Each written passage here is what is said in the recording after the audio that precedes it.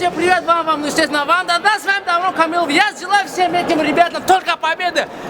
У них бойцовский дух, они львы, они тачфайтеры, они тим хакеров. Лига боев самая смешная, чтобы во главе давно Камилов желает своим бойцам только победу. Ребята, желаю вам всем победы и до новых встреч. Азам хоккейный тренер. Пока-пока, с вами давно Камилов.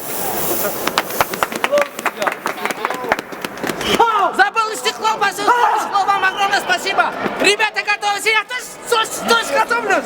Пока-пока, с вами Дарун Камилов. Все. Уйдет, дорогой, пешнар атаку.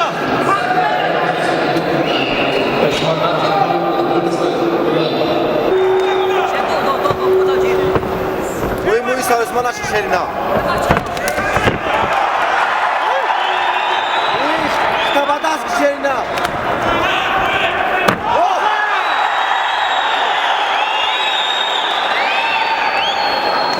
Nereye olsun? Olsun. Çalışma naşı muydu? Olsun.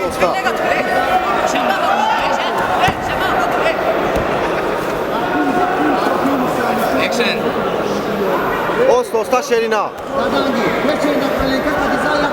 Ana hıcı kış.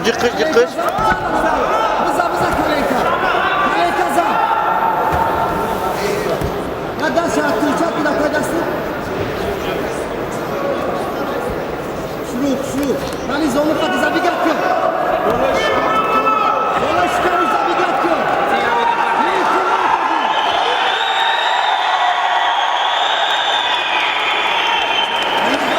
Osta, muy, osta y şorşa. O anam hey! Osta! Sarısman aşağı!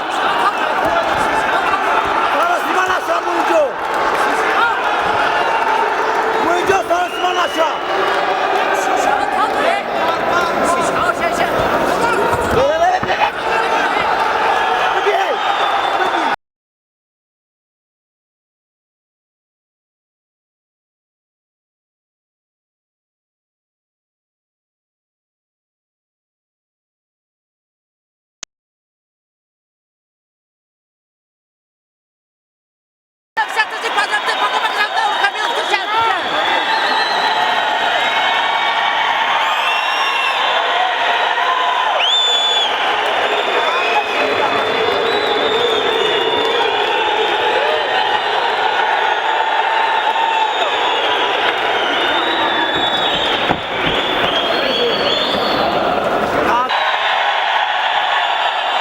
Уважаемые друзья, в этом бою на первой минуте 44 секунде первого раунда победу пулевым приемом одержал Юрий Пачкин.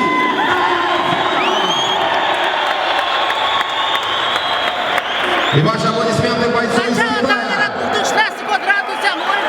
Таким